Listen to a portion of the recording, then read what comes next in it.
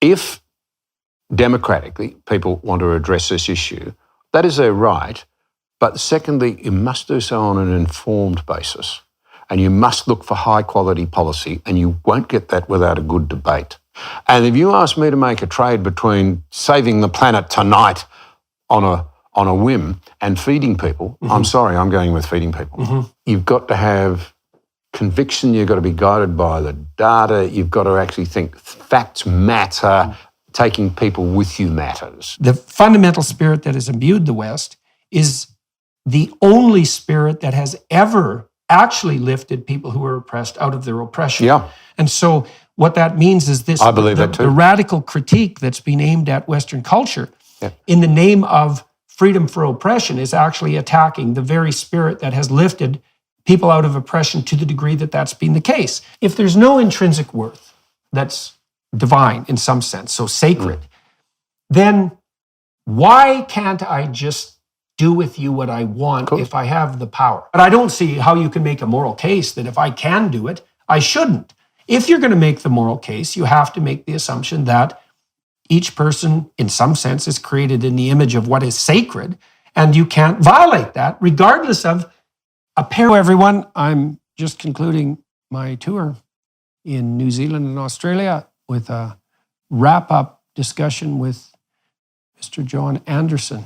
And so I'm looking forward to that, and I hope you all find it valuable. The Honourable John Anderson, AC, FTSE, spent 19 years in the Australian Parliament. This included 6 years as Deputy Prime Minister, as a member of the reformist government led by John Howard. Amongst other step-changing initiatives, this government oversaw enormous economic reform, including taxation modernisation and the maintenance of a string of miraculous budget surpluses, which resulted in leaving a cash surplus on leaving office in 2007. Since then, John has remained active in public commentary, various advisory bodies, and in the not-for-profit sector. He's been a sought-after speaker in both Australia and abroad. In recent years, he's hosted a successful YouTube and podcast interview series. I've been on that a couple of times, the preeminent one of its kind in Australia. He was made a Companion of the Order of Australia in 2022, the nation's highest civic honour for his various services to the community. On leaving politics, Anderson, known for his character and Christian faith, was saluted by figures on both sides with praise. The then Prime Minister John Howard said, "I've not met a person with greater integrity in public life." I'm looking very much forward to talking to John for YouTube today, and then also following that up, as I frequently do, with an additional half an hour on the Daily Wire Plus platform, walking through his bio. And thanks to the Daily Wire types for facilitating these conversations. And welcome to all of you who are watching and listening. So, Mr. Anderson, I thought we could start talking by discussing something that you accomplished along with other members of your government several years ago. You managed to run a sequence of balanced budgets and to also pay down a substantial part or all of Australia's debt in a relatively short period of time. All of Australia's federal debt. All of Australia's federal debt. And left money in the bank. And left money in the bank. Okay, and so over what years did that take place? Began in 1996. And the Future Fund, with surpluses and sales from revenue sales from a couple of assets, would then put aside as a wealth fund, if you like, for the future, in from memory about 2006, 2007, just in time for the Great Financial Crisis. So Australia went into the Great Financial Crisis with no debt, money in the bank at a federal government level.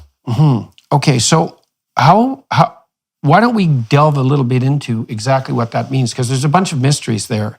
The first mystery is, I suppose, why that hadn't happened before. Then the second mystery is, how did you possibly manage it? And the third mystery is, given that it was possible and that you demonstrated it was possible, why did that stop happening, and why did more countries around the world also not do the same thing? So let's start with the first one, which was, why did the governments prior to the one that you were integrally involved in find it necessary to run at a deficit and rack up a tremendous debt? Well, I think probably a lot of it was born with the idea of Keynesian economy, economics, that in flat times, governments spend more money to help, if you like, smooth out the highs and the lows, and then they withdraw and repay that debt in the good times, but they never do. Right, right. So the idea was to smooth out the variability in the so-called business cycle. Right. That's part of it. I think, and that's a good thing to do as long as you have the discipline to start putting money back into the system when you're trading well, the economy's strong, taxation revenues are flowing in, and that's what countries have not done. It's also a good thing to do if you presume that you can, by fiat, in some sense, reduce that kind of variability. And that's not self-evident, right? Because most systems that are reasonably stable have to oscillate to some degree. And you might think it would be a good idea to flatten out the oscillations. It is a good idea. Well, if you can do it. But the key is to do it in the better times. Discipline yourself to prepare for the next downturn. And one of the reasons that the whole of the West and beyond the West, in my view, is in such a dangerous place today is that we haven't done that. We've gone spending. Right, so the theory is predicated on the notion that you're going to do both. Yeah. But the reality is that it's very unlikely that governments will do more than one. Yeah. Right. And so why had they not done it in Australia? To be fair, they had been. The previous government deserves some credit. They'd done a lot of good things. They'd floated the dollar. They'd started on making the place more productive, better industrial relations, et cetera, et cetera, et cetera. But they had left a rapidly building set of deficits and a ballooning debt. By today's standards, I've got to tell you, compared to the sort of money that is owed as a percentage of GDP around the world, China being horrendous, Britain, America, France. We saw Greece, they got to 175% debt to GDP ratio, and we saw what that looked like, a first world country where kids went to school hungry, literally, because their parents couldn't put food in the refrigerator and there was no longer a government program to put it there. These things can happen. Italy went very, very close to the same. We should clarify for everybody that's watching and listening the distinction between deficit and debt. And so a deficit is overspending generally calculated on a yearly level. Yeah, that's right. And then the debt is the cumulative consequence of the deficits. And so to attack the deficit, then each year the government doesn't spend more than it brings in. And to pay off the debt means that the cumulative consequences of the deficit are also eradicated. And so the government you were involved with demonstrated that this was possible. And so what exactly, how did you do that? Like, I'm very interested in the mechanics. So how did you analyze what needed to be reduced, let's say, or what revenues needed to be increased? How did you prioritize the spending? And how did you bring that economic overspending under control without simultaneously dooming yourself to substantive let's say, unpopularity? Well, there was plenty of that. But let me just backtrack a little bit, and I should pay some credit here. When we first met together, the first formal meeting as a new government, having been sworn in only a few days, about a week after winning the election in 1996, March 1996, we met for the first time, and the Prime Minister, who was a man of conviction. You got to start with conviction. You got to think these things matter. You're there to make a difference. You're not there just to satiate the latest political fad and to smooth over people's feelings. You've got to actually believe in something. And he said, we need to recognise this is intergenerationally unfair. And we need to start to do something about winding back these deficits. And then after that came the issue of, well, here's the opportunity not just to pay down the debt, but maybe to get rid of it altogether. And then we should say the Treasurer of the day, Peter Costello, was very single-minded, ably backed by a finance minister who'd been a state premier, John Fay. Then we had the health minister, we had the junior treasurer and me. And I, in theory, was asked by the Prime Minister to help with the economic portfolios because I had agriculture and mining in my brief. So conviction, believing in something was important. The second thing I would say is that teamwork's important. Because the thing you just alluded to, how do you not get slaughtered? You've got to take, people would speculate, oh, they're going to do this, they're going to do that, they're going to take something else away. And the minute someone had broken ranks and said, oh, yeah, look out, you better go out and protest on such and such an issue, it would have destroyed the process because people were very wary. Everyone agrees in principle, oh, it's great, they're going to be economically responsible, but what happens if they inflict some pain on me? Right. And in this day when governments are, I'll say it, less and less coherent, less and less convicted of anything, they don't have philosophical underpinnings. They're into ad hocery and managerialism and opportunism. And opinion polls. And opinion polls. And then you combine those with, a strong sense of activism, a reluctance in the day of identity politics to identify the national interest as opposed to sectoral interests, and the explosive cocktail becomes then with social media. You can mount a campaign against almost any government program. So here's the staggering thing. I mean, we did that side of it. Then we did a major tax reform. Neither were popular, but we got away with it. There have been no major reforms in this country, to my way of thinking, that have involved great difficulty and great persuasion for over 20 years. So why not? So let's play devil's advocate. Why not run a deficit and burden the future with today's debt if you can thereby generate more revenue to help people who are in trouble? What's the downside to that? Well, it's a very good question, and it really needs to be split into two. Some government expenditures can be reasonably described as investing in the future and valuable for our children and our grandchildren. The obvious ones would be high-quality education, research, and we know that even if it's debt-financed, very high-quality infrastructure, including communications and so forth, can help build wealth. But many other forms of government expenditure, in fact, most of them, are entitlement-driven. And if you let them get out of hand, so you legislate that if something unfortunate happens to you, it might be a very desirable and compassionate thing to do, but you're entitled to X, Y, and Z benefits.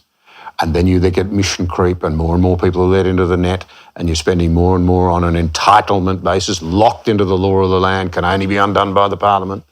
And the Parliament won't play ball because the opposition's got the numbers in the other house or whatever, then you can get into a spiral that's really difficult. And you combine that now with the information age and social media and a lack of willingness to clearly focus on the national interest. And it's really hard.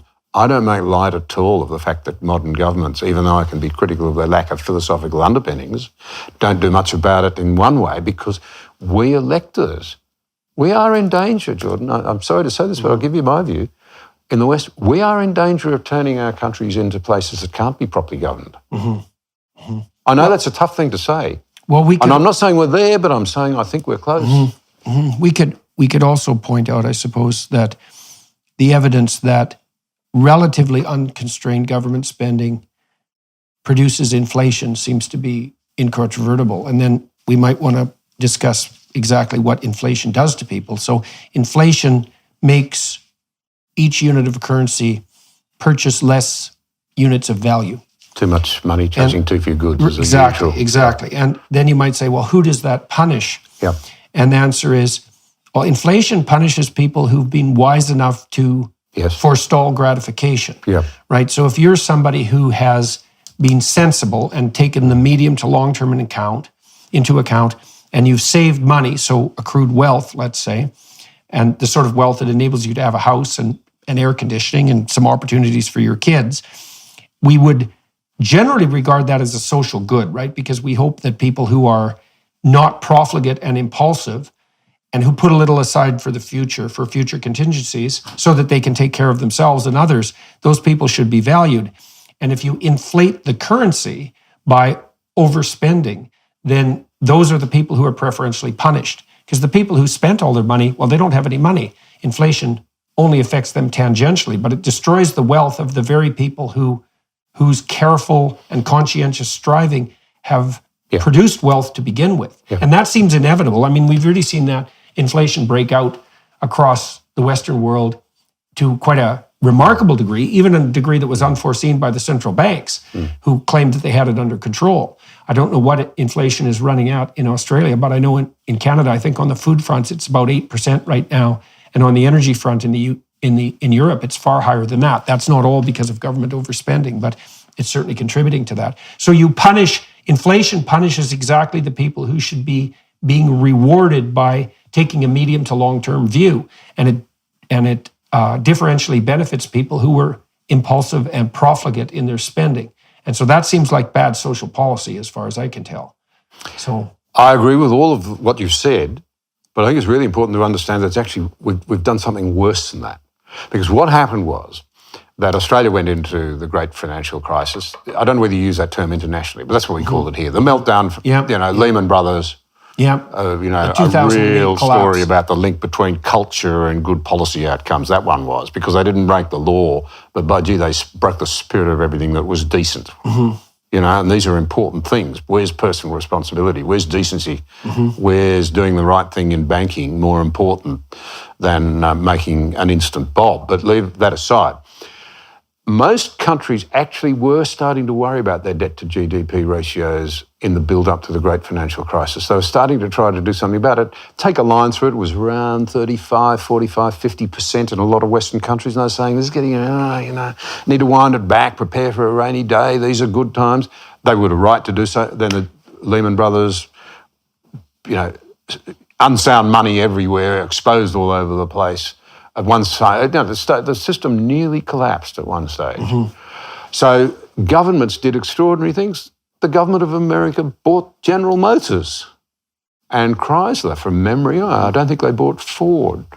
Governments everywhere bailed banks out. Insurance companies. All that debt went onto the public sector balance sheet. Private citizens suddenly owed, in theory, owned General Motors. They call that privatising profit and socialising risk. Yeah, well, I'm an Australian farmer. We sometimes get accused of wanting to do that here, but I would push back against the charge that all farmers are guilty of it. But that's right. However, what then followed was that governments looking at this mountain of debt say, what do we do now?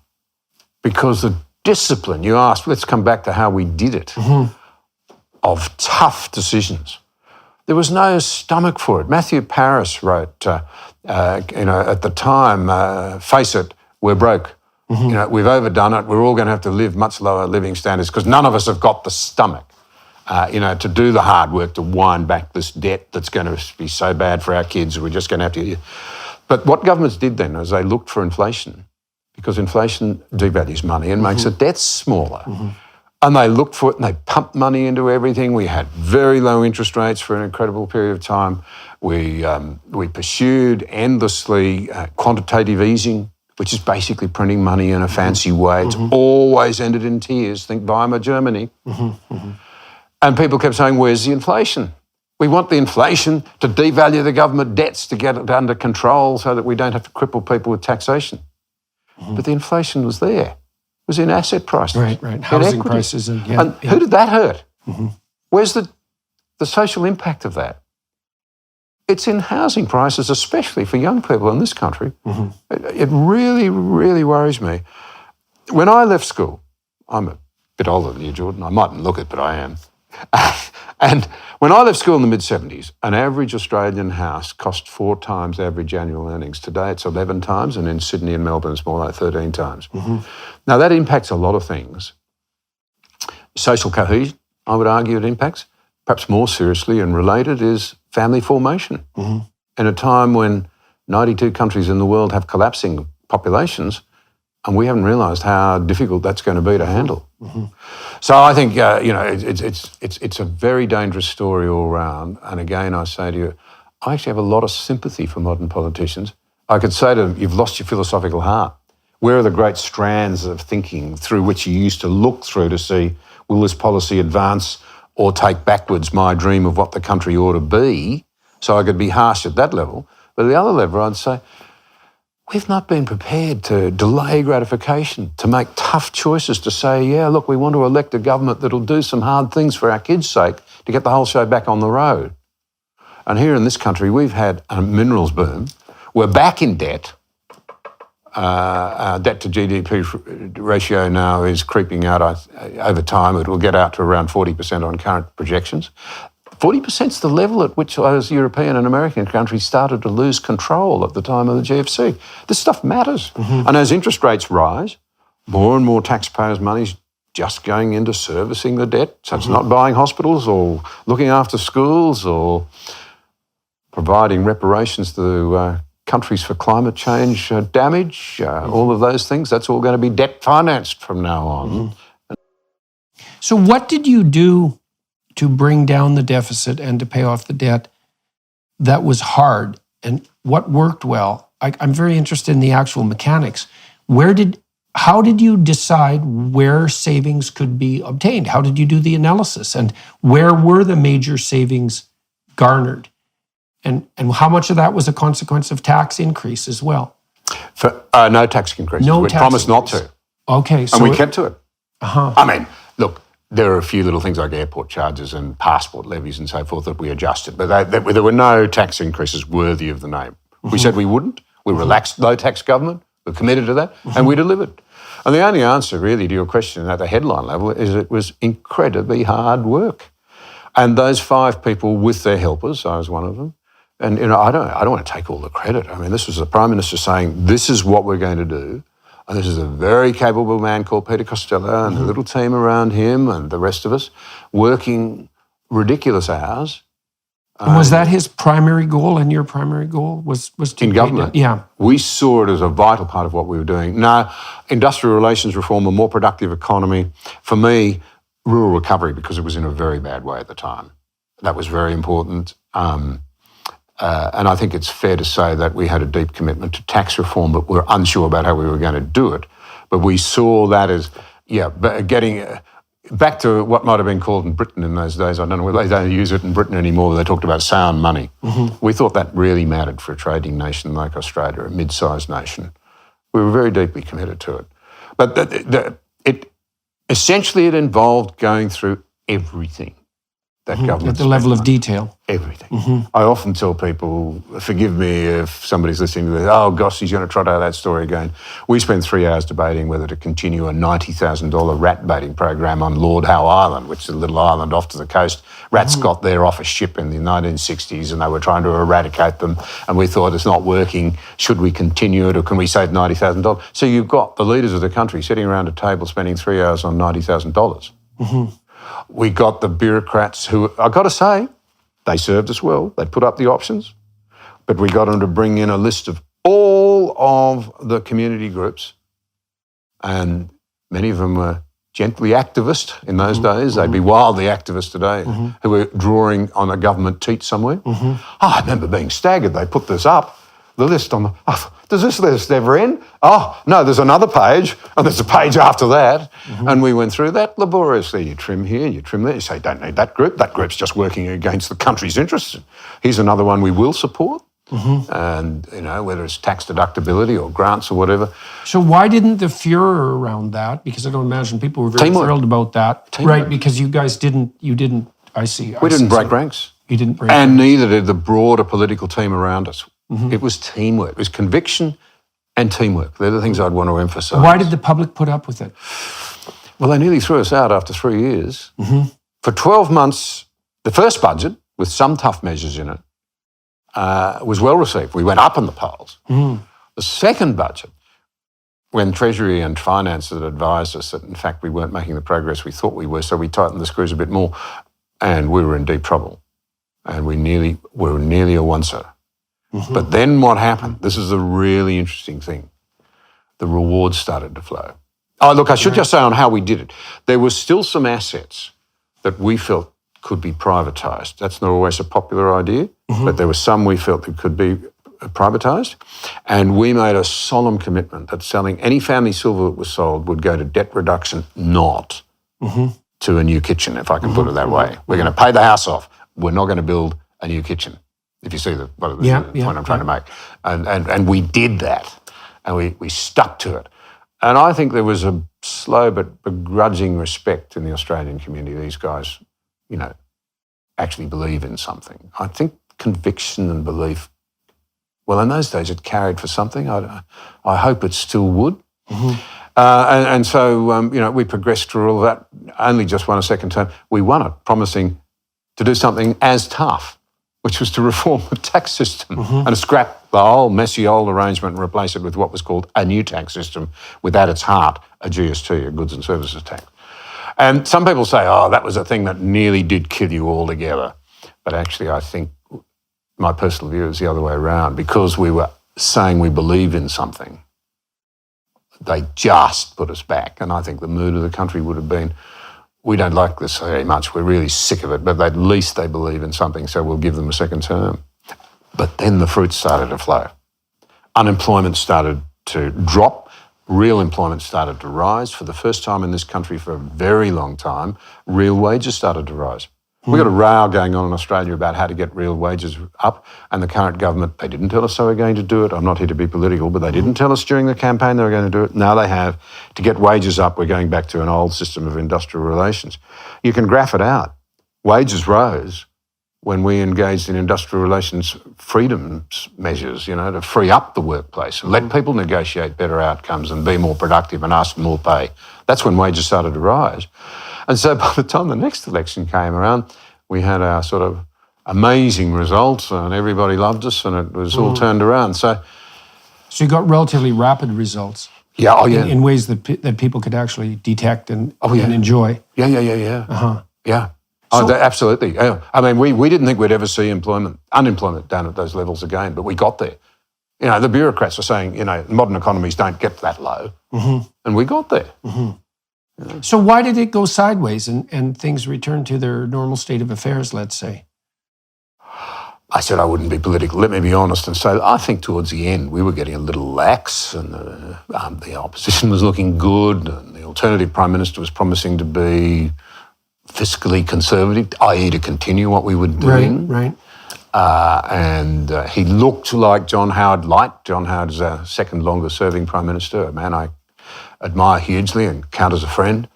And people thought it's time for a change. There's a bit of the Australian sort of give the other go. Yeah. Well, there's something to be said for that. There is something to be said for that. I'm not knocking it. No. Well, one of the reasons that democracies work, I think, is because you constantly replace people at the top. And so your point is that... But not too constantly. Well, you've got to leave them there long enough to get there. See, it took us 3 years. I mean, we did all that hard work. But it took us 3 years, I think, if I look at it back, as a government of conviction, because it was a group of people made up. They'd been in opposition for quite a while. We were convicted and we were committed to working as a team and to trying to do something. Having the levers of power wasn't just about keeping them. And people say, John, you're just a politician, you all say that. But it was true of us. There were enough of us who believed in the country, and in my case, not particularly addicted to politics as such. It was a means to an end. I believed in these things. My father had almost lost his life fighting during the Second World War, and I thought, well, I don't have a war to fight, thank God. But I can try and make a contribution here, and if it's a bit painful, well, it's not like losing your life, is it? Lying on a hospital bed for 18 months, shot to pieces, and spending the rest of your life covered in scars and with bits of lead coming to your shoulder and stomachs that don't work, and that's what he had to put up with. Right. So, a little bit of courage doesn't hurt sometimes. Have a go. Yeah, well, I did a podcast with Benjamin Netanyahu here recently, and he talked about the price they paid in Israel for his government's economic reforms. And they tried to, well, their actions were analogous in some sense to yours. He was more concerned with cutting tax rates and transforming the environment away from the hypothetically socialist paradise that Israel had degenerated into. And they paid a big price for that electorally, but the medium to long-term consequences for the country seem to have been spectacular. And of course, now he's back in charge of the country, or will be soon. And he seemed also to be somebody who was driven fundamentally by principle rather than by, what would you say, a desire for the trappings of popularity and power. Keeping your hands on the sake of the levers. I think a lot of the politicians that I've watched and talked to, when they don't rule by principle, let's say, or when they're not governed by principle themselves, they devolve to short-term opinion poll manipulating, and they deliver people what they hypothetically want in the short term, even though it's very hard to measure what people truly want, and you can't do that very accurately with opinion polls. And no, you can't. Because you don't give them choices. You can't set the choices out clearly enough to get them. No. It's very hard. First of all, in some really comprehensive sense, people want many contradictory things simultaneously. Yeah. And so scattershot asking them about what they want today in a very narrow manner doesn't inform you about their true wishes. That's a very difficult thing to Well, it's to very, actually very learn hard about. indeed. Yeah. You know, would you like a $10 pay rise? Well, yes. We're all for that. Right. But if it means that you're going to have to repay it because it's borrowed money, it's going to cost you $12, well, no, maybe I don't want that. Right, exactly. This is the problem you get. You can't present them with the real cost and the implications of the decisions that they make. Very important, just to go back to the issue though, we got, by the grace of God, reasonably quick results. And people could see the benefits of better governance. And in the end, maybe we got a bit tired, but they felt that there was an alternative that would be safe hands and perhaps a little bit less edgy than we'd been in saying, perhaps we sounded a bit like we were saying, harsh. And maybe sometimes even a little bit self-righteous. Look what we've done. Maybe that was the way some Australians saw it at the time. But here's the point. It unravelled very quickly because the GFC hit. And the saying in Australia was go hard, go early, go households. We pumped a whole heap of money out there to try and counter the GFC, in my view, far too much for too long. And some would say, well, that was the voice of reason and experience. I'd say that talking. Others might say, oh, Anderson, you're just a tight Scot. Right. I thought it was too much. And then, so we started to build up the debt again. And then we had COVID. And now we've got climate policy, which in my view is often being ill-advised and not subject to rigorous economic analysis and environmental analysis for the real impact that those policies will have. And here's one point that I would challenge people to really, correct me on, but I think I'm right. Right through all, the tendency in policy terms has been to produce results that discriminate against younger people. That make it harder for them to improve their real wages and harder for them to get their foot onto the asset ladder unless they inherit. Well, how much do you think that that's driven, in some sense, consciously and explicitly by something approximating an anti-growth ethos? I mean, my understanding is that the more radical voices on the climate amelioration front presume that it's simply impossible for upcoming generations of people in the West, and certainly people in the developing world, to aspire to anything even approximating the standard of living that we currently enjoy, and that they should bloody well get used to having less, and the sooner the better. And so the fact that young people are being priced out of the housing market, let's say, and face a more uncertain economic future in some ways, looks to me like a feature, not a bug. It's something that's actually part of the plan.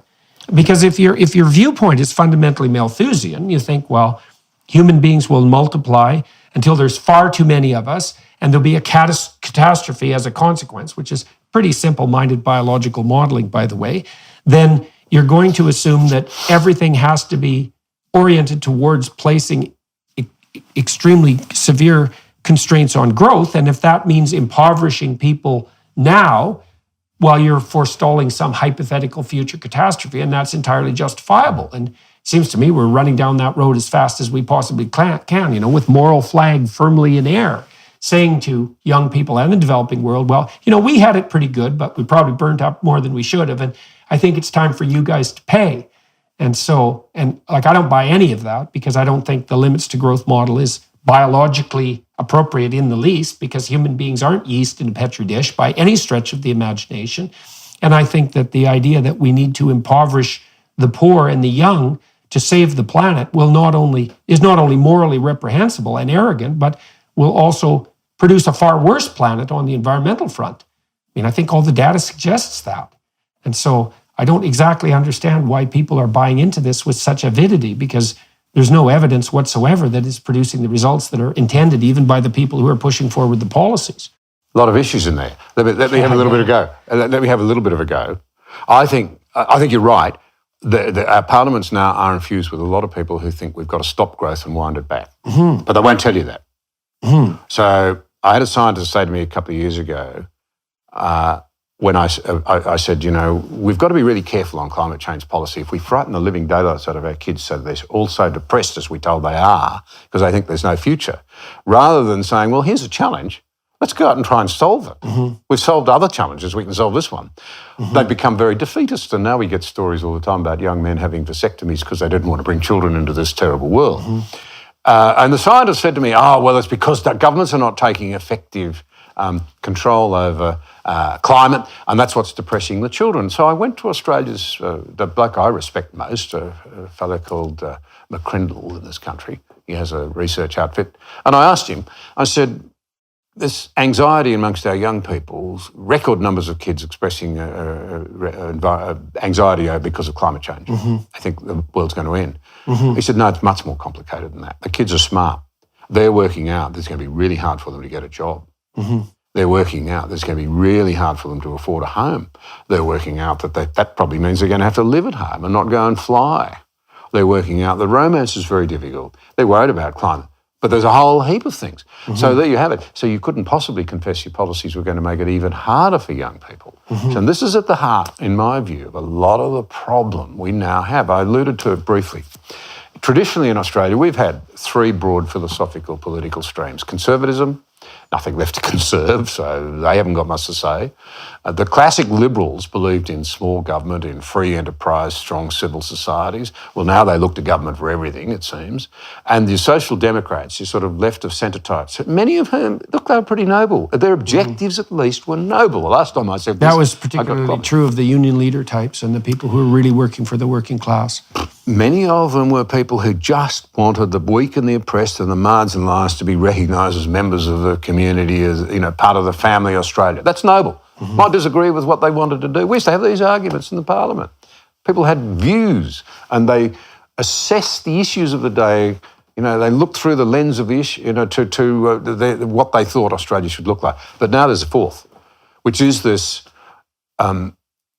inversion of our traditional belief system, so that now the problem is that Mother Earth is God, we're the enemy of Gaia, we're the ones who have offended, and we must atone by, maybe we've got to reduce our living standards, or at its extremes, you think Club of Rome in the 60s, we're all going to die, there's too many of us.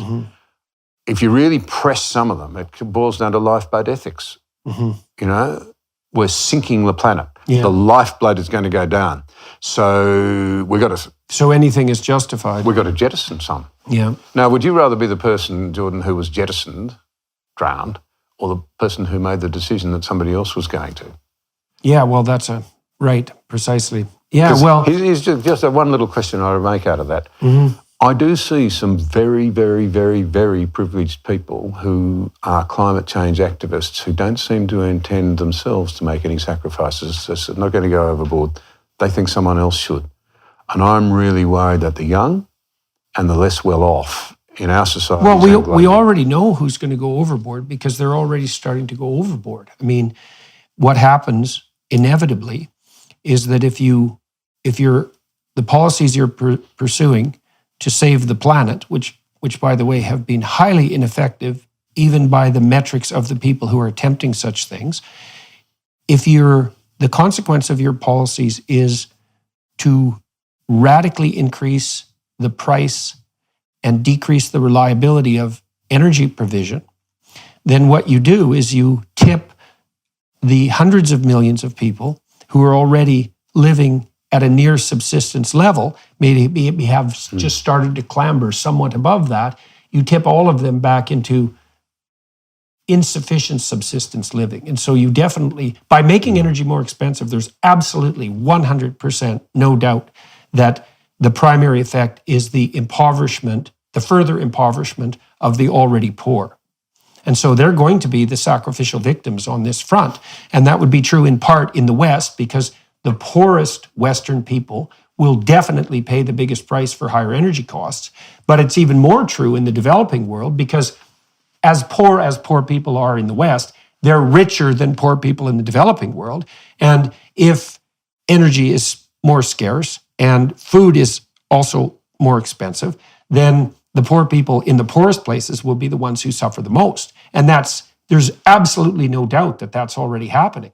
And so it's a very peculiar thing to see, especially when it's conjoined with the fact that I don't see any evidence whatsoever. And I've talked to people who are very knowledgeable on this front, people like Bjorn Lomborg, for example, who've reviewed the evidence very carefully and showed that all of the tremendous amount of money that we've already spent, wasted, let's say, on such things as hypothetical climate amelioration, have not only not ameliorated climate alteration in the least, not measurably, but have definitely made energy far more expensive. And in places like Germany, have also made it dirtier. So I read the other day that I think Germany has fallen to 170th. I hope I have this stat right, but the principle of it's right anyways, is that energy is not only way more expensive and way more unreliable in Germany, to the point where, for example, manufacturers of car batteries for electric cars can no longer do it profitably in Germany because electricity costs are too high, but that while they've demolished the energy provision system and rendered themselves hyper-reliant on the Russians, they've also made their energy per kilowatt much dirtier, because you need backup for these hypothetically green renewables, which aren't green at all, by the way. You need backup, and that backup has to be fossil fuel, and they've shut off their nuclear plants, and so now they're turning to coal. Or many of the Europeans are now turning to wood burning to prepare for the winter, and they're deforesting. In many places, they're deforesting the country.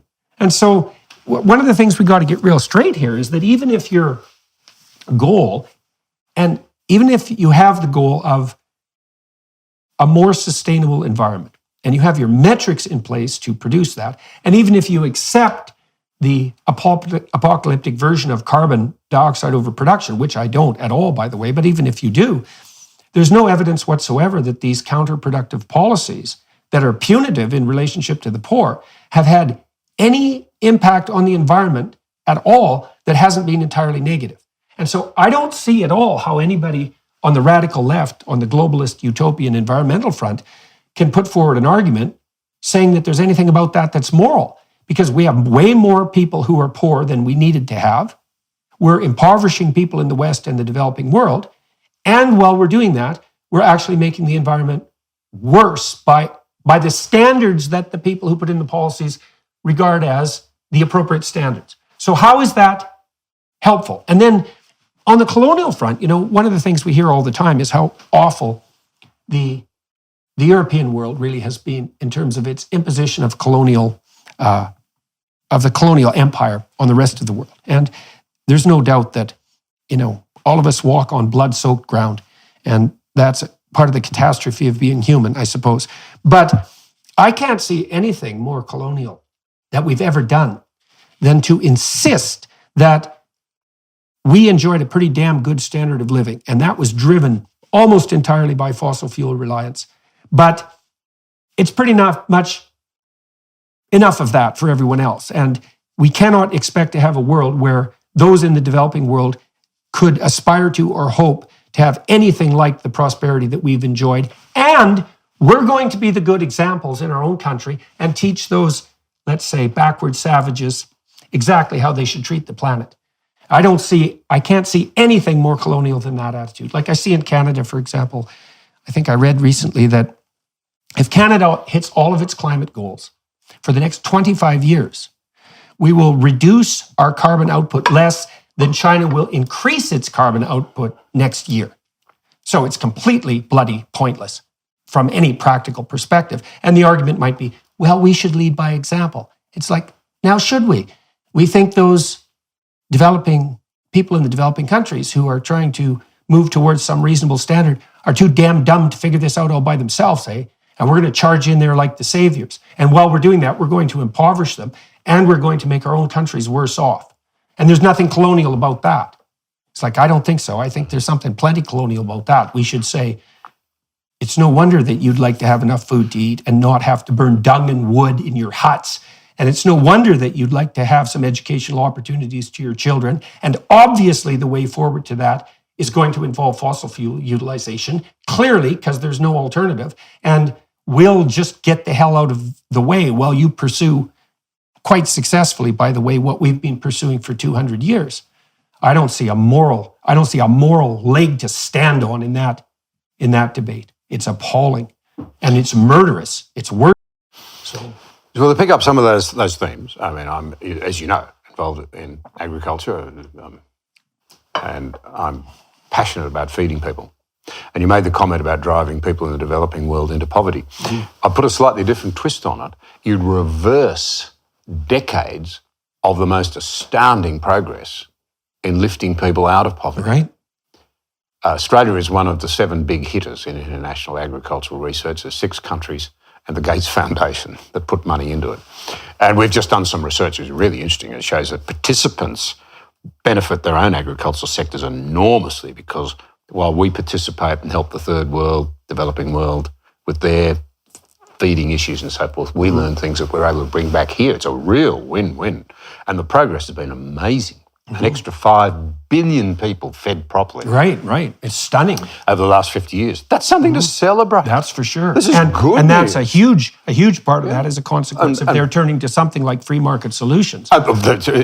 Western know-how, under a Western rules-based system, led by the dreadful Americans. I mean, pity help us if the Americans are not oversight. Are you worried about climate change and environmentalism? The 2 greatest threats are to return big slabs of the world's population to grinding poverty so that they're not able to afford the luxury of wondering about how the environment might be faring because they can't feed their kids. And the other will be the breaking of the rules-based system that the Allies basically put in place in 1945. And people will laugh at me for saying that, but it's true. And every Western country is worried about supply chain security after COVID. Well, that was globalisation, and it was the Americans making certain that the trade routes were kept open. Now, all right, we've got to retreat a little bit, but the answer is not to go back to some system where we break that rules-based system. And the reason is very simple. The autocrats of this world don't give a damn about environmentalism. It rates a very distant priority behind their own power. We know that. You can see that in Beijing today. What matters to them is power. So if you're worried about environmentalism, don't starve people. And don't break the Western liberal rules-based system that we've imposed and policed, and we, beat the Soviets and all of those sorts of things, and now we're putting it at risk. The limits to growth model too has a certain type of deep pathology associated with it that needs to be brought to the surface too, because one hypothesis is, the planet has a limited carrying capacity, and it's a zero-sum game, and we're Malthusian rats and overpopulating the place, and that what we need to do in consequence is limit growth and perhaps move towards a much less populated planet. That last one is a very frightening proposition because, as you said, life-based ethics. Well, who gets to go? That's the real question, and exactly how. And who are the monsters who make the decision? Well, exactly that. But I also think that model, it's certainly not the only model that you can derive from the data, let's say, because one of the things I learned when I was deeply investigating the relationship between economic growth and long-term environmental viability, let's say, sustainability, something like that, was that, strangely enough, and perhaps not so, if you can lift people out of absolute poverty and get them up to something approximating $5,000 a year in terms of average, say, contribution to GDP, then they stop adopting a short-term view and they start to adopt a long-term view because they have the luxury of being able to think beyond the moment. And I suppose partly why we want security, which is what wealth can offer, at least to some degree, is so that we're not bound by the absolute emergencies of the moment. Absolutely. And we can stretch our minds across a longer span of time. Couldn't agree with you more. Well, and so if you make... It'll impact on family formation as well. Right. Well, one of the things you see is that as soon as you educate women, that family size tends to fall. And don't accuse the women of being dumb. I hate the way we do that. Women in the developing world are not stupid. Well, how can we be so patronising? If you get them to a point where they think their children are going to survive and they're going to get an education, and what have you, they will do what everybody else has done and control the size of their families. Actually, they might overshoot because of what's being missed. Yeah. 92 countries in the world today have declining populations. 92, there's only 180 countries in the world. Half of them are in decline. Some demographers believe China might go from 1.4 billion to 500 or 600 million by the end of this century. Right. One-child policy, they're not having children, surfeit of boys, not enough girls. That's a horror story in itself. Yeah. And you're going to have massive loneliness and a terrible burden on young people trying to support the old people. So you can overshoot. And the possibility of a collapsing economy. But the real point here is your point. It's a really relevant one. Lift those people out of poverty. Give them a perspective where they can make wise decisions and what have you. And that issue of global... then we could talk... It's only the Middle East and Africa, Nigeria, countries like that look like they're going to keep building populations for the next few decades. Other parts of the world, it's stabilised or coming down. Well, we could talk about... We've got a high immigration policy here because the government's worried about our low birth rate in Australia. Well, we could also talk about perhaps what some of the preconditions for that wealth generation are. So first of all, we could point out that if you get people up to about $5,000 per year in terms of their ability to generate income, then they start to be concerned about the environment. But the environmental concerns start to be expressed in a way that's, I would say, truly sustainable, because you could imagine that we could take a top-down approach to environmental planning, but top-down solutions have the problem of, first of all, being unitary, and second of all, so they can go catastrophically wrong if they're wrong. They're also difficult to impose. But if you make enough people, if you free enough people from absolute poverty, they start to be concerned about environmental maintenance locally. And so what you get is a distributed attempt across the world of people to improve the quality of their local environment. So that's maybe hundreds of millions of people that have a longer-term viewpoint instead of a few centralist utopians trying to govern the whole planet. And that's a much more stable solution. So we should be doing everything we can to lift the world's absolute poor out of their absolute poverty. And we do that. So then we could say, well, how do we do that? And one of the ways we do that is by moving towards the provision of free and ample energy. That's a crucial issue. That's how we fed 5 billion extra people over the last 45 years. And so that means we have to give some serious consideration to intelligent use of fossil fuels, which we're doing anyways, except badly and stupidly. Can I say as a farmer, we're using too many. We are. We're hopelessly addicted to fossil fuels. And there are many downsides and precautionary principles. We should pursue technologies and so forth that lower our reliance, that help us absorb more carbon. That's a good thing for farms in our soils. I wouldn't want to be misunderstood as saying we should stop technology or what have you, but here's the rub. It's the point that you're making. If we're going to pursue policies which drive people back into poverty, we will defeat ourselves unbelievably, and no one's paying enough attention to it. We lift them out of poverty with available and affordable energy, and if we break that, we will drive them back into it. It's your point. Yes, and we will destroy the planet while we're doing it. That's the other aspect. Yeah, we won't save the planet. That's right. That's because of badly designed policies driven by, I hate to say this, by the fact we've become so emotive. So I'm staggered to discover that if you go out and do a poll in Australia, it's been done, and ask Australians, what is our contribution to global emissions? 50% of people say it's somewhere between 10 and 20%. It's 1%. And so here's the rub. I'm a farmer, okay? Well, I work on a farm now. My son and daughter-in-law, as you know, run the business, and they do a terrific job, and they are looking for ways everywhere to be better environmental stewards and to absorb more carbon, pull it out of the air. Good. We happen to meet on that one. That's good. That's a good thing to do. And farmers cycle and recycle carbon. So you've only got to absorb a little bit more, and if people are worried about carbon in the air, there's part of the solution. But here is the point, that we've got to do this in ways which continues the upward march in lifting people out of deprivation and poverty.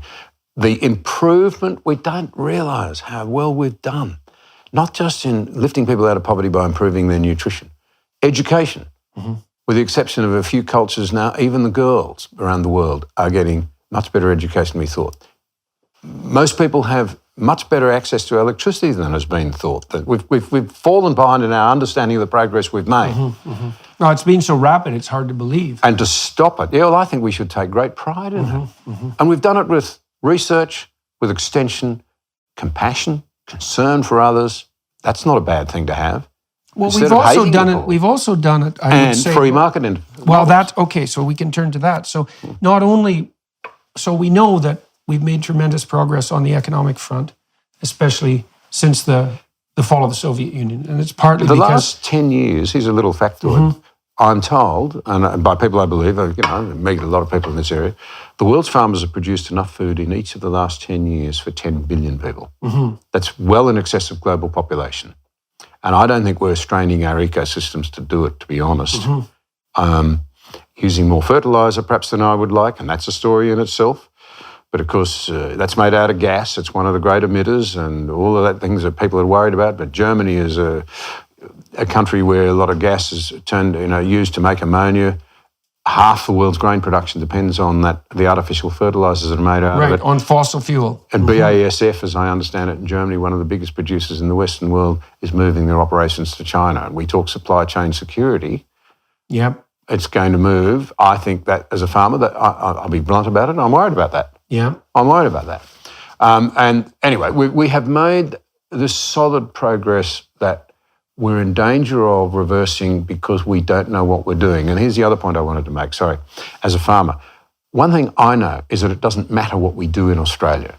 Our chief scientist, no less, confirmed this in Senate hearings only a little while ago when we talk about floods and fires and damage to the reef. It doesn't matter what Australia does.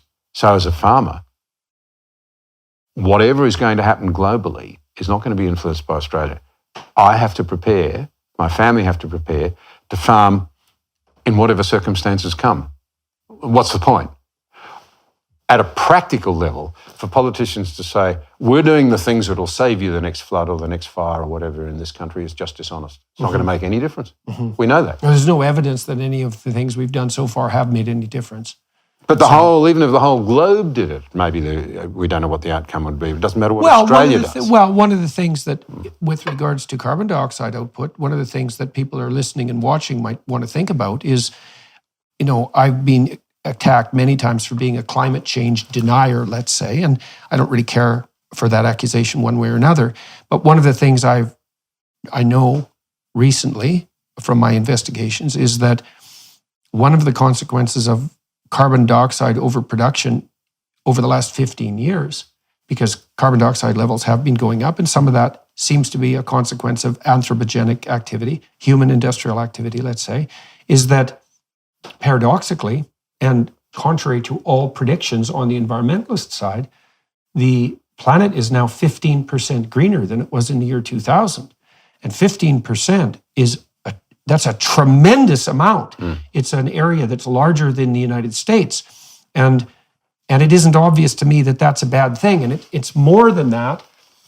The most remarkable greening has occurred in semi-arid areas.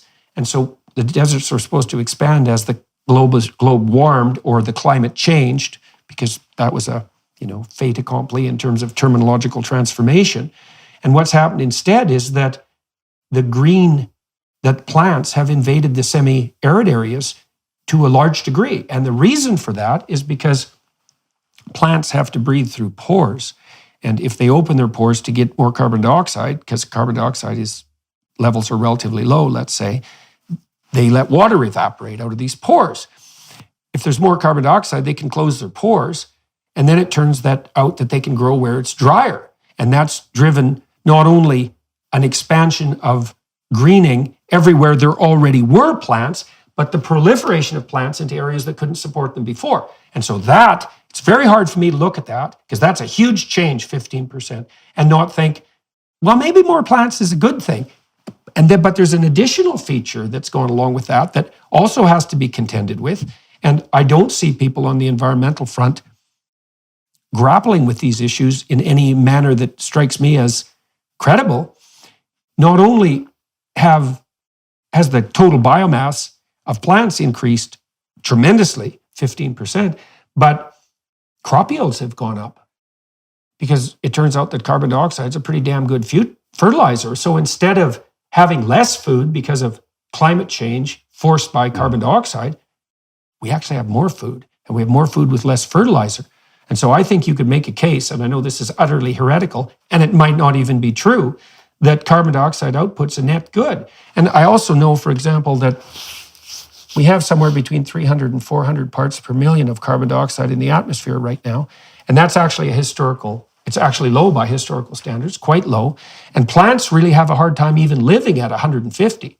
So that's the cutoff for plants to breathe. And so a carbon dioxide intensive world is actually a lot more friendly to plants. Now you could say, well, we're still risking catastrophe by changing the biosphere that rapidly, because a 15% increase in plant coverage is nothing trivial. And there may be elements of that that are destabilizing in some ways I don't understand. But the prediction that we were going to produce an expansion of desert, for example, and a denuding of a transformation of semi-arid areas into desert, that all seems to be like completely wrong. That did not happen. The opposite happened. And so I don't know what to make of that fact, because as far as I can tell, that fact is incontrovertibly true. And so I don't see that there's a leg for the apocalyptic environmentalists to stand on, especially given that their policies have been counterproductive and they're driving people into poverty. So, different question. Now, for what it's worth, just a brief encapsulation. Yeah. I think I'd make a few comments. I'm not a scientist. I would only say I don't think the science is ever settled. I don't buy that line, because science always moves. It should always be questioning for more knowledge, more information. But so I will assume that the science broadly tells us that things are changing, and a 15% increase is extraordinary rapid change in itself. Yeah. So I expect volatility. But there's a couple of really important points to make out of this. If democratically people want to address this issue, that is their right. But secondly, you must do so on an informed basis. And you must look for high quality policy, and you won't get that without a good debate. So we've been talking about some of the things here that really matter. There's a trade-off to be made if you go too far with these things. And if you ask me to make a trade between saving the planet tonight on a whim and feeding people, I'm sorry, I'm going with feeding people. Well, morally, educating them too. That's a moral choice, you know, and I'm going with feeding people. If you were to say to me, do I think we should be looking for new technologies for reducing agriculture's reliance on fossil fuels and artificial fertilizers? As it happens, yes, I do. But I don't think we ought to be doing it in a way that sacrifices production and feeding people. That's what I'm saying. And so it comes back, we were talking earlier about budget deficits and what have you. You've got to have conviction, you've got to be guided by the data, you've got to actually think facts matter, taking people with you matters. Well, you also talked about the necessity of being guided by principles. And so one of the things we could talk about too is if we accepted the proposition that it would be good to develop policies that would ameliorate absolute poverty, and that would be good for poor people, and that would be good for the planet too. But we've done a lot of it. Well, we might also ask how we've done it, because I would say that it's clearly the case that in places like communist China, let's say, which has undergone this economic revolution, that the degree to which that economic revolution was possible was because even the Chinese communists accepted the necessity of some of the principles that go along with open and free markets, open and free trade. And so one of those would be, so the West is getting a pretty rough time now on the radical front, and this is feeding into ideas like we owe the third world reparations for our climate damage for being colonial and oppressive. And that the ethos that's associated with the West is fundamentally colonial and oppressive in nature. And the thing that really bothers me about that is that I believe that the fundamental positive spirit that has imbued the West, which is actually not a Western creation because it's actually a Middle Eastern creation, the fundamental spirit that has imbued the West is the only spirit that has ever actually lifted people who are oppressed out of their oppression. And so what that means is this, I believe that too. The radical critique that's been aimed at Western culture in the name of freedom for oppression is actually attacking the very spirit that has lifted people out of oppression to the degree that that's been the case. I'm sure you're right. Well, we could start with, so what are the bedrock assumptions of Western culture that make such things as free trade possible, assuming that that generates a sort of generous wealth, which seems to be the case. And one of them is that there's an idea, and the West hasn't been, what would you say, without sin in applying this idea, that every single person is a locus of implicit divine worth, regardless of their particularities. It's a very weird proposition, right? Because we differ so much in our obviously admirable attributes. Some of us are more intelligent, more attractive, more powerful, have more physical prowess, are more ethical, are more hardworking. Like there's endless dimensions on which you can rank order human beings. But there's this strange proposition that emerged essentially in the Middle East that despite all that surface variability and that hierarchical rank ordering, every single person, man and woman alike, regardless of race or creed or color, has to be treated as a locus of divine worth. And I don't think that you can even make a credible argument against slavery on moral grounds without accepting that as an axiomatic presumption. And so then I think, well, if that's the case, because look, if there's no intrinsic worth that's divine in some sense, so sacred, then why can't I just do with you what I want if I have the power? Like, why is that wrong exactly? Like, it might be inconvenient for you, and you are no doubt going to be motivated to rebel, maybe, if you don't want to succumb, but perhaps you'd be motivated to rebel. But I don't see how you can make a moral case that if I can do it, I shouldn't. If you're going to make the moral case, you have to make the assumption that each person, in some sense, is created in the image of what is sacred, and you can't violate that, regardless of apparent evidence for hierarchical difference. And so it's that spirit, as far as I can tell. We were talking about William Wilberforce just before the podcast started, and the British attempt to abolish slavery, which is the real miracle, right? Yeah. Not that they were ever involved in slavery, because that was true everywhere for all time. Every empire, including black empires. Right. Well, and it was part of the alternative hypothesis that something like might meant moral virtue, and might inspired moral virtue meant right. Yep. And that was the ethos that governed everyone, everywhere, until this strange idea emerged that regardless of appearance, somehow each person was characterized by intrinsic inviolable worth. And so then you see the radicals go after that in the name of the poor and oppressed. And I think, wait a minute, guys, like you're failing to understand something here, which is that the spirit that emerged to push back against slavery is the central spirit of the very system that you're trying to demolish. And so how in the world is that going to work out for the people you purport to stand for practically? I mean, it's definitely the case that the distribution of the biblical corpus throughout Europe, to begin with, was part and parcel of the process that indicated to the oppressed peasantry of Europe that there was something fundamentally wrong with serfdom, for example, that it was a violation of something like a divine order. And that all happened in large consequence because of the Gutenberg Bible and the distribution of the biblical corpus far and wide, which also helped people become literate and to also start to understand that no one had the right to oppress them. We can go into that issue of like inviolable individual worth, but I don't see how that idea can be challenged on historical grounds, because as far as I can tell, that's what happened. It's those ideas, strange ideas that led to the abolition of slavery. We could talk about Britain. You know a fair bit about Wilberforce. Why don't we talk a little bit about what he did?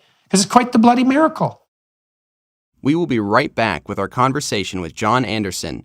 First, we wanted to give you a sneak peek at Jordan's new series, Exodus.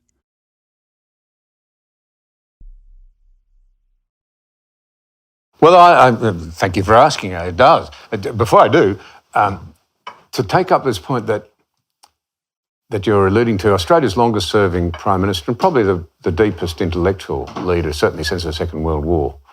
Not the only one, but a very deep thinker. He was not a religious man, but he had a religious tradition in his education, I suppose you'd say. And he said that democracy is not so much a machine as a spirit in which, despite our different abilities and our different positions in society, we all have a responsibility to acknowledge that all souls are equal in the eyes of heaven. That's where that idea comes from. So a higher authority is saying, you and I might disagree, but I can't lord it over you because somebody else is, you're just as right, even if I have the ability to. Yeah, that's right. And what we're now reduced to, I think is really important to understand this. You hear this bleeding that, oh yes, we've got to recognise that everybody's important, that everybody has dignity and worth. Well, on what basis, which is your question, if you'd strip out the idea of the Godhead, of a higher authority, on what basis? because you run into trouble straight away.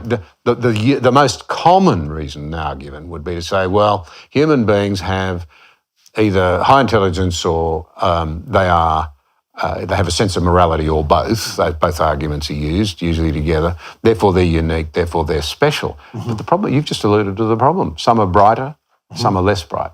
Some are stupid, some are wise. Some behave well, some don't. So immediately you're in trouble because you can't say they all matter equally.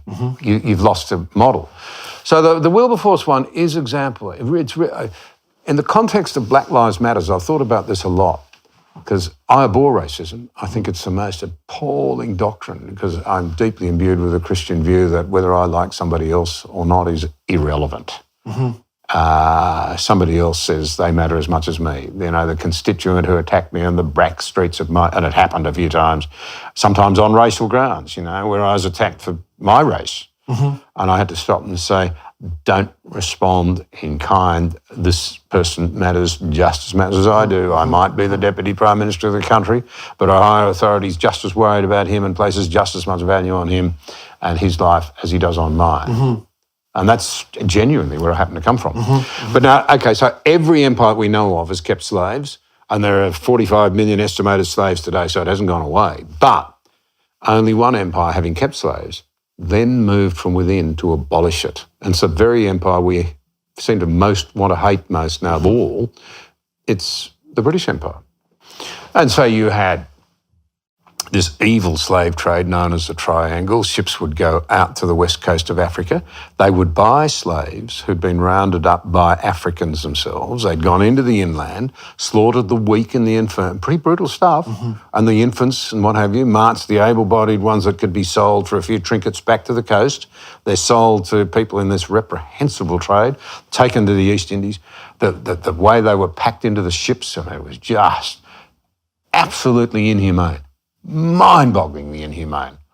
And, you know, there were times when they were thrown overboard so that they could, just alive, to drown, so that ship owners could, and same slave traders wanted to pick up on the insurance. And what a way to, you know, the depravity that we're capable of slipping into. And then they'd sail home with cargo or whatever from the... Right, well, and we need to point out that that's par for the course, right? That's just straight historical reality. That was also the case with the Roman Empire and with the Greeks, and you can trace slavery back as far as you want. Every empire. Right. So this is the classic human condition, and that's the condition in some sense of might makes right. So what happens in Britain? You know, after the Protestant Reformation, it predated that. To be fair, Rome was pretty good on calling it out too. They just never had it, although they often had power. They didn't seem to have much power in that area, particularly in terms of what some of the European countries did in South America. But in Britain, you had the rise of a deeply uneasy conscience about this. You had a slave trader himself called Newton who wrote Amazing Grace, the famous hymn. He was engaged in the slave trade at one stage. He was himself enslaved by a black African queen and made to be a slave to her slaves. This is not a one-way street. And Newton is influential in the life of William Wilberforce. And William Wilberforce, who's unbelievably privileged, he inherits a fortune, 400 or 500 million in today's money. He's seen as, a young gadfly, really. He goes to Oxford, does no work, just entertains everybody because he can sing and he's got money, so he's always got a pie in his office for the others to enjoy, and they booze their way of lives. It was all pretty rough stuff. He goes to London and with Pitt the Younger is elected to Parliament at a very early age. They become friends. He's seen as a future Prime Minister. He goes off on a tour of Europe with the most brilliant mathematician of the age, a man called Isaac Milner. And as they're going along, and he's tiny and Milner's huge and the buggy's right over on an angle, they're deep in philosophical conversation. And Wilberforce decides that he actually thinks Christianity's true. So he goes back to England and says, I've got to leave the Parliament. That's a dirty place to be involved. It's not for good people like me now. But before I do, I'll go and talk to Newton, because he'd known Newton when he was younger. And Newton, the ex-slave trader, says, no, stay in the Parliament. Fight slavery. Commit your life to getting rid of this evil. Well, he did.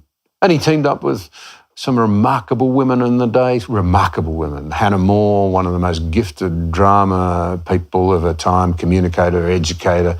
The Thorntons, who were the wealthiest family in Europe, banking family, in the world, in other words. They resourced it. Terribly inconvenient, but you had a bunch of white, privileged Christians led by William Wilberforce. They abolished slavery. The trade first and then slavery itself. Horrendously, they forked out so much money that it impacted the debt of Britain for a long time when they when they actually banned slavery, because they compensated the slave owners, including the Church of England, I'm ashamed to say. But that's how bad that trade was. They didn't actually compensate the slaves themselves who'd been set free, but the owners. Now, more than that. Well, so why do you?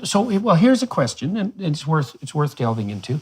So, obviously, Wilberforce was arguing from, at least to begin with, something approximating a minority position. Yeah, very much so.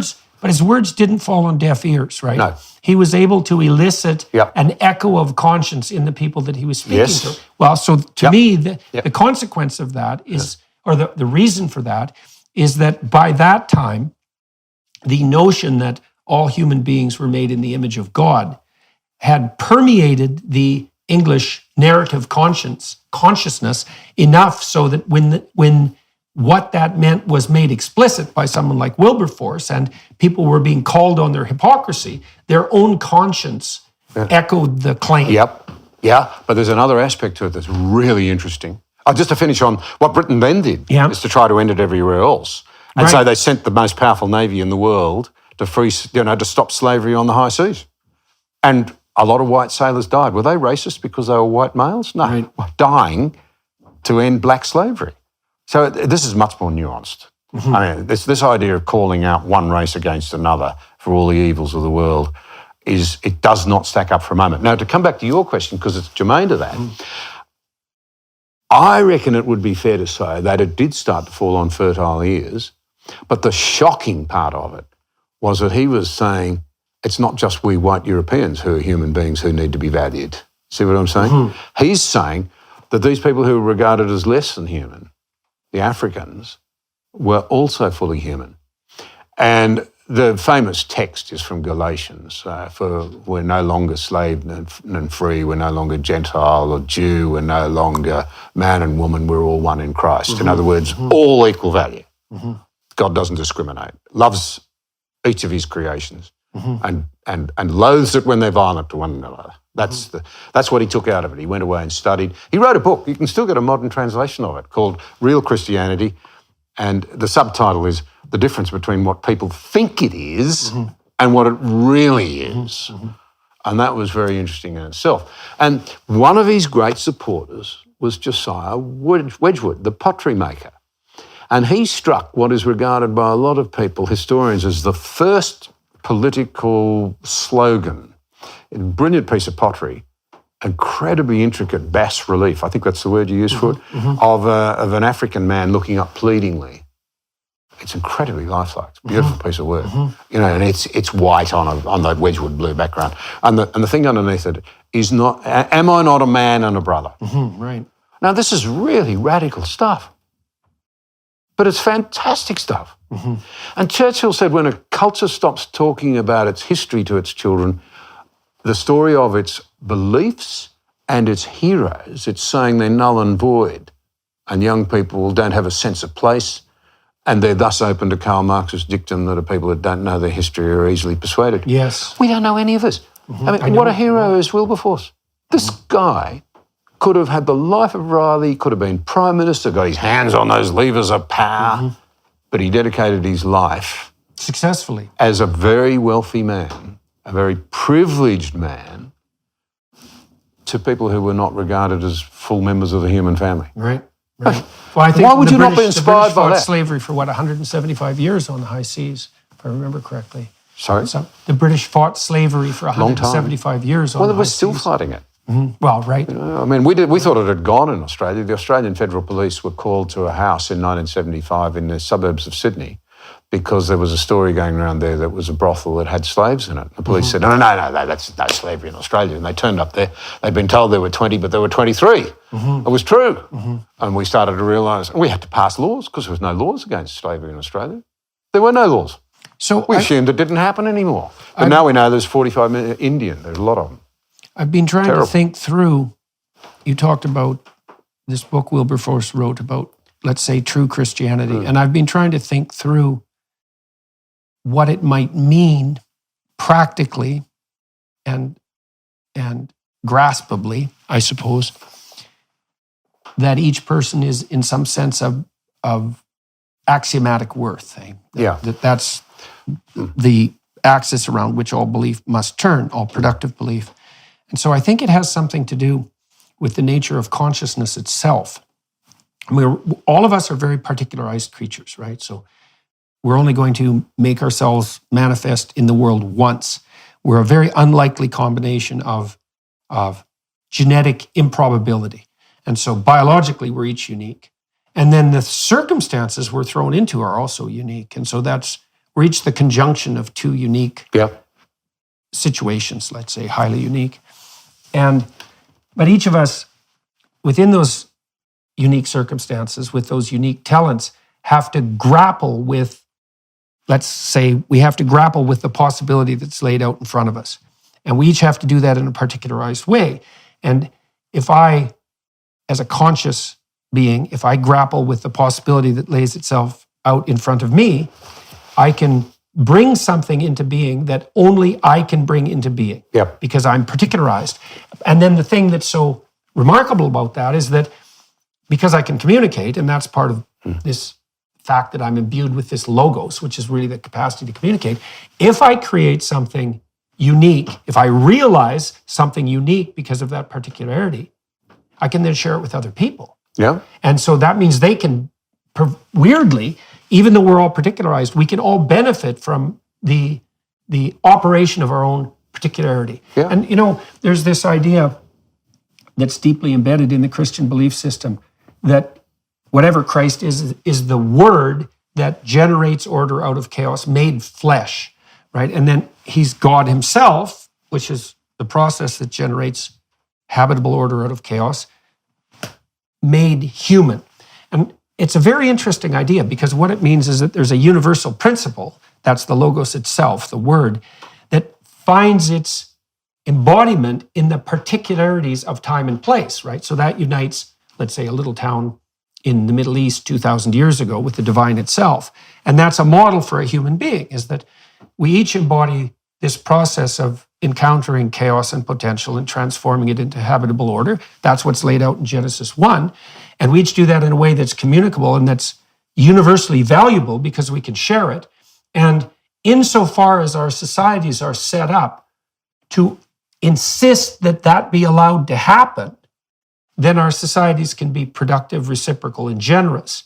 And then we can operate collectively to compete and cooperate in a manner that elevates all of us. And I don't think any of that's arbitrary. So when we're talking about, it seems necessary that every culture has to establish itself in relationship to something like axiomatic presuppositions. You have to make some presuppositions. Maybe the left makes the presupposition that the motive force of the world is power. It's something like that. Certainly the postmodernists do that. But you could say that, well, Western culture, insofar as it's been guided by the highest possible spirit, has made the axiomatic presumption that every person is of a divine value. And that means they have something that's intrinsically valuable to offer, to bring into reality itself. That's why you're not supposed to hide your light under a bushel, let's say. And then I think you can make a very practical case that, well, isn't it valuable to learn from the particularized experience of someone else? I mean, what an unbelievable advantage that is that I can sit here and talk to you. And everything that you had to learn painfully, you can communicate to me. And if I have any sense at all, I can listen, and then I can learn that without having to undergo all that suffering. And then you might think, well, isn't it the case that if we set up societies on that basis, so that everybody is regarded as a valid source of redemptive information, we can all exchange that, and isn't that the proper pathway to life more abundant and peace and generous reciprocity That all seems to me to be just true. And that's instantiated in voluntary free market economies fundamentally, because we get to freely exchange the goods that we can freely produce. So we can both profit. So that, and more than that even, I would say, so that we can both profit in a way that helps us walk uphill more and more efficiently, and that we can both do that in a way that's simultaneously good for everyone around us. We can actually do that. And I don't think any of that's arbitrary. And so one of the things that's worth pointing out is that if your stated goal is something like the removal of oppression, we can say, well, congratulations to you. You're not on the sides of the tyrants. But if the consequence of your critique of Western civilization is that you throw the baby, the divine baby, we might say,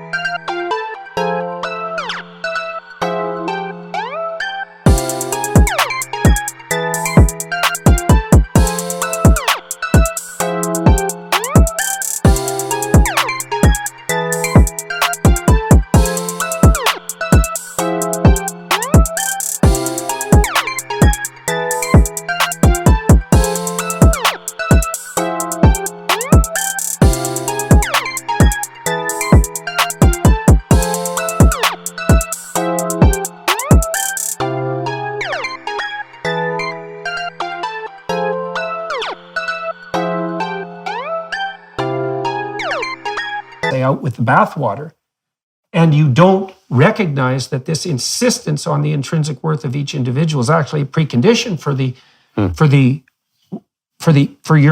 for your objection to slavery, you're going to destroy the very thing that you think that you're promoting. I think we're doing that right now. I think we're doing that as well. That is what I think we're doing. Yeah. And so I mean, you put it beautifully, and I agree with what I've understood you've said, but I'd just add to it, how stupid are we if we not only fail to learn from one another, but we won't bring back the great figures of history and the learning of time to the table for their wisdom as well? Mm-hmm. Why not tap into that? Mm-hmm. Well, that's and what we'll avoid a heap more you mistakes. Get educated. Yep. Yeah. Well, we're certainly doing that with regard to Wilberforce. That's my point. Well, it's kind of a miracle in some sense, and I truly don't understand this. You know, I was in the UK earlier this year, and I went to one of the chapels there that had I think it was in Oxford, but might have been in Cambridge, that had a statue of Wilberforce, you know, yep. And that was a rather emotional moment for me because I know that he was a stunningly remarkable person. Yeah. And it was out of his efforts that Britain organized itself for 175 years to suppress slavery. And so with his teammates. Never forget his teammates. Right. Just like budget repair in Australia. It's team. Right. But he led it. And also with his alliance with great figures of the past. I mean, his morality was informed by his Christian faith, and that emerged out of this great Judeo-Christian tradition. I mean, he didn't do that. Yeah. He did that by allowing that spirit to inhabit him. He didn't do that on his own, right? So, but what I really can't understand, it's very difficult for me to understand why that story isn't more well-known and more celebrated, especially among people who purport to be advancing the doctrine that we need to fight against oppression. It's like, well, here's a man who did it. Here's why he did it. And the historical evidence on that is quite clear. And like you said, it's a perverse story because he was extremely entitled and an attractive person and could have whiled away his time. He died penniless. Uh-huh. He gave it all away. Uh-huh. Uh-huh. So why don't we teach that story? Like, what the hell's going on exactly? Why would that be suppressed in some real sense? It's really quite stunning. It is stunning, and it troubles me deeply. Mm-hmm. And perhaps, Jordan, it's because it raises the question of this. Was the Christ that he believed in real? Mm-hmm. And, oh no, we don't want to confront that possibility. Mm-hmm. But I say, personally, I think every one of us should. Mm-hmm. Well, it seemed to work for Wilberforce.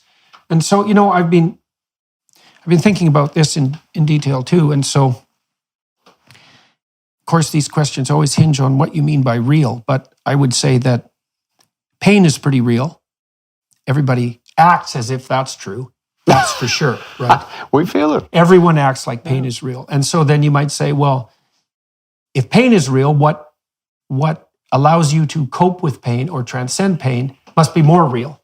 Because if something's real and you encounter something that is more significant than that, you have to attribute reality to that. So I just walked Via Dolorosa, the Stations of the Cross, with Jonathan Pageau in Jerusalem. And whether or not the events that took place at each of these stations actually took place there is in some sense beside the point. You can think about it as a dramatic forum, Jerusalem itself. And if you're a pilgrim, you can go walk through this catastrophic story of tragic suffering. And because I'm a psychologist, I'm always thinking, well, what exactly, strip away the religious issue for the moment, what exactly are people doing when they apprehend the figure of the crucifixion and when they do something like consider Christ's passion or walk the stations of the cross? What are they doing psychologically? And I actually think it's quite clear. I think that what people are doing is voluntarily exposing themselves to a portrait of tragic suffering. And more than that, there's more to it than that, but that's a good place to start. It's like, let's say we all have to deal with the catastrophe of life, with the pain and limitation of life. And so then you might say, well, how do you do that? How is it even possible to do that? And one answer might be hide from it, bury your head in the sand. And I'm not being smart about this. It's like the less you think about your mortal vulnerability, the better off you'll be. It's an insoluble problem. Your best bet is to run away from that realization, to keep yourself blind, and maybe to busy yourself with as much hedonic pleasure as you can possibly manage. Drown your sorrows. Well, and that's understandable, right? You could say, okay, well, a case can be made for that. But it's not a very psychologically astute case, because one of the things that psychologists have figured out in the last 100 years is that if you want to stabilize people psychologically, and if you want to imbue them with courage, then what you do is you help them expose themselves voluntarily to the things they're afraid of that they're avoiding. It's a very powerful technique. That's exposure therapy. And what exposure therapy seems to do is to make people braver.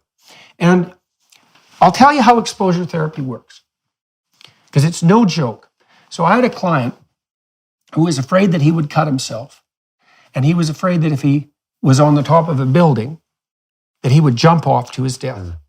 And one of the exercises we worked out was that he would sit at the top of his building near the edge with a knife. Right? And that's a very frightening thing to do as a therapist, because he's saying, look, I have this impulse to slash my throat and to jump off a building. And I thought, well, why don't you confront both of those things at the same time? Now, we worked up to that, but I'm just using that as an example to show you how intense that exposure therapy can be. It's like we need to identify okay. So then you might think, well, what are people most fundamentally afraid of? And I would say, well, it's something like pain and death. And then even more particularly, it's unjust pain and death. And that's really at the core of the crucifixion image and story, because it's unjust suffering and death. And so the psychological, what would you say? Why have people been compelled to gaze upon this image of unjust suffering? And the answer is something like, the best way to adapt to life is to gaze on the image of unjust suffering, to do that fully. And I think that's true. It's been a big, And there's this strange idea too, and this is a very strange idea, that the spirit that guides the Israelites out of the desert, say in the Exodus story, so the spirit that stands against tyranny and that stands against slavery, is the same spirit that confronts tragic mortality voluntarily. Right? There's an equation. That's the equation of the New Testament and the Old Testament. And I also think that's likely true, that the pattern that calls to us from within to object to tyranny and slavery is the same pattern that enables us to have the courage to look upon our own mortality, like forthrightly. And I would say that has to be that way to some degree, because imagine you want to stand up to a tyrant. Well, you could put your life at risk to do that, right? I mean, if you're going to speak truth to power, to use that terrible cliche, you're going to have to face the fact that you might be hurt and even killed in doing so. And so how can it be different to face the inevitability of your own mortality for a moral cause and stand up to a tyrant? Those have to be the same thing. And so I would say it's time for all of us to learn that these axiomatic presuppositions, like the idea that part of what gives us intrinsic value is the fact that we're reflections of the Word made flesh, that actually turns out to be true. It's not just it's true in the deepest possible sense. And if we abandon that, which is what we're doing, we're not going to eradicate tyranny, we're going to fall prey to it. And the fruit of abandoning it is all around us and it's rotten. The misery is extraordinary. But you see, I mean, I think if I could respond, you're talking to somebody, of course, who believes that gospel story is actually true. I should say that right up front. And as you and I have talked about, people actually they say it to my face sometimes. I don't want to say this gently, I don't want to say it judgmentally, but they say, "Oh, John, you wouldn't know what suffering is. Look at you, you've had everything, Yeah, well, that's easy to say about someone else. Well, on the surface of it, look, I'm privileged just to be an Australian. Right, definitely. I've enjoyed good health, wonderfully happy marriage, I've got 4 kids, I've got grandkids, I've had opportunity, but acclaim. But I've known, by some. Right. Not many. Right. I think there's about 5 out there somewhere, including the dog, who loves me because I feed him. But I have known real suffering. I've known pain, and I've had to grapple with it. And I've had to ask, why suffering? Well, I think we bring suffering on ourselves because we are so selfish. It's an old-fashioned word for it called sin, but we're self-centered. But then, does anybody understand? Well, I think the Christ understands. I think Jesus does. That's the thing I've come to realise has been so humbling when I've thought, poor little me, I have suffered. And, by any stretch of decent evaluation, I've known some pretty awful things, times, loss and what have you. But what we see there is a picture of the God-man knowing injustice that exceeds any injustice I've known. Loneliness that exceeds any loneliness that I've known, and loneliness is a dreadful thing. And pain, physical and emotional, beyond anything that I can compare myself to, in order that he might take mine from me. The story is a culmination of all those things, in some real sense. And in taking that on himself, I then, and in a way that I don't fully pretend to be able to explain, I can place that back on him, and because he rose, he's not captured by it. We can rise too. And that's, to me, it's something the most important issue that each of us need to grapple with. Can this possibly be true? Well, it's something like adopting a form of metaphysical courage that's transcendent, right? Because let's say you have to take on the suffering of your own life forthrightly, and to the degree that you're able to do that, you'll be able to maintain your moral compass despite your suffering and maybe work to ameliorate it. And in order to do that, you have to adopt a particular pattern of being. And that pattern of being isn't just unique to you. Like, you have to manifest it in your own life, but the pattern is universal and it's divine and sacred for exactly that reason. And the pattern is something like forthright confrontation with those things that terrify you. So there's a story, this is very cool, and some people have heard me talk about this before, and maybe we can close with this. Here's something that I've been chewing on that's quite the miracle, and I don't know how else to really explain it. So when the Israelites are lost in the desert, they start to become fractious and idol-worshipping. And so they fall prey to ideological possession, fundamentally. They lose faith in the spirit that brought them out of tyranny. And no wonder, because they're in the desert. It's like they're not having a good time. So it's no wonder they get faithless. But what happens when they get faithless is that God sends poisonous snakes in to bite them. And you might think, well, that doesn't reflect very well on God. And that's one of the interesting things about the Bible, is that there are plenty of stories that have that strange paradoxical twist. But it doesn't matter. The story really means that just because you're lost doesn't mean there isn't something stupid you can do to make it worse. And faithlessness will certainly make it worse. And so God sends in these poisonous snakes, and the Israelites are getting bitten pretty good. And so they go to Moses, And they say, look, we're sorry that we're so faithless and useless and fractious and divided, but, the snakes are getting a bit much, so maybe you go have a chat with God and get him to call them off. And so Moses says, okay, and he goes and talks to God, and God says, he's irritated with the Israelites, but he can be bargained with, apparently. And Moses makes the case for the Israelites. He said they've been punished enough. And God, what should happen, or what could happen, is that God just gets rid of the snakes, because he sent them to begin with. He can just chase them away. But that isn't what happens. And this is very strange. And I defy anyone to come up with a simple explanation for this, because it's really something uncanny. So what God tells Moses to do is to make a bronze stake, a staff, which is like the staff of Moses, and it's like the tree of life. That's another way of thinking about it, or the tree of the knowledge of good and evil. To make a staff out of bronze, and then to cast a serpent in bronze, and to put the serpent on the staff, and then to have the Israelites come and look at the serpent. And if they look at the serpent, then the poison will no longer destroy them. So he doesn't get rid of the poison. He doesn't get rid of the snakes. What he does instead is he gets the Israelites to gaze upon that which poisons them. And the consequence of that is that they'll be strengthened. And that's this. Now, the cool twist on this is that that's what Christ says about himself. Like thousands of years later, he says, unless his image is lifted up the same way the serpent's image was lifted up in the desert, that there's no possibility of redemption. Now, that's a very weird juxtaposition of ideas, right? Because you think, well, what the hell's going on in the desert and what's up with the bronze snake?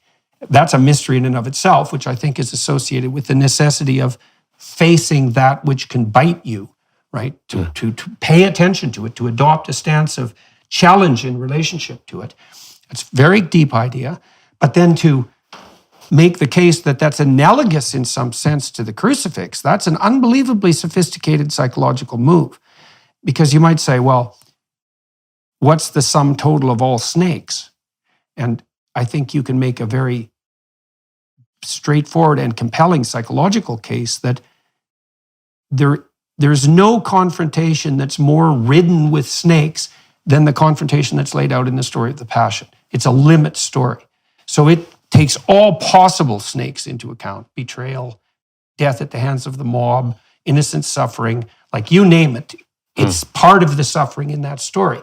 So it takes that snake and it makes it into a meta snake, and it says, well, it's one thing to look at just a snake and to get braver as a consequence, but you should instead look at the mother of all snakes and get as brave as that could possibly make you. And then you think, well, if you're going to cope successfully with your life, with all of its particularized catastrophes, do you really think that you're going to be able to manage that without admitting that the problems are there? Who in the world would ever think that? And so then is it not the case that you have to look at what's darkest in order to be able to contend with it? And then you might say, if that's the spirit that redeems you, in what manner is that not a sacred spirit? If it's the universal pathway to redemption in the face of suffering, which seems to be the case on psychological grounds, as far as I can tell, then I don't see how you can claim that that's not real, true, foundational, all of that. I can't see a way out of that strange conundrum. So, well, I think the thing that I would say, I think, is that when you look into that darkness and into that pain, you've got to recognise your own role in it. And the answer is to flee to someone who offers redemption and restoration and the ultimate return to you being the person that you should have been. And each of us is fearfully and wonderfully made and absolutely magnificent, flawed as we are by our own failings. We are, in my view, an extraordinary combination of unique, made in the image of a higher being, destroyed by our own selfishness, but offered the opportunity to return. That is my perspective.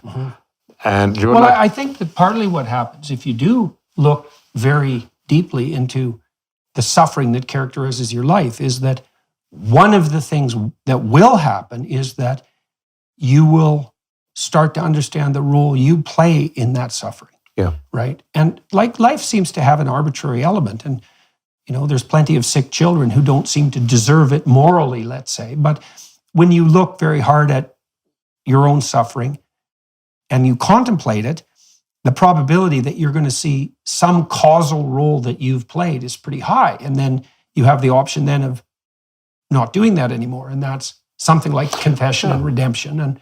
And that's something like also following this divine pattern, right? Is to stop doing those things that are dooming you to unnecessary suffering. And one of the things I've wondered about for a long time is that if you stop doing everything that you could that was off target, even by your own criteria, if you stop doing all of that, how much suffering would be alleviated? Not only for you, right, but for the people around you. And most the answer to that, well, that's, not all of it, but most of it. Well, yeah, and an indefinite amount of it, right? Because it also seems like that's a sort of struggle without end, is that you can get better and better at it, and you can get more productive, and you can get more generous, and you can get better at staving off suffering, and you can get more helpful to other people and to yourself. And we don't know what the upper end of that is. I met a fellow once, and he said, he was an old man. He said, when I was a young man, I was knocking on doors, inviting people to come and worship in our church in Edinburgh.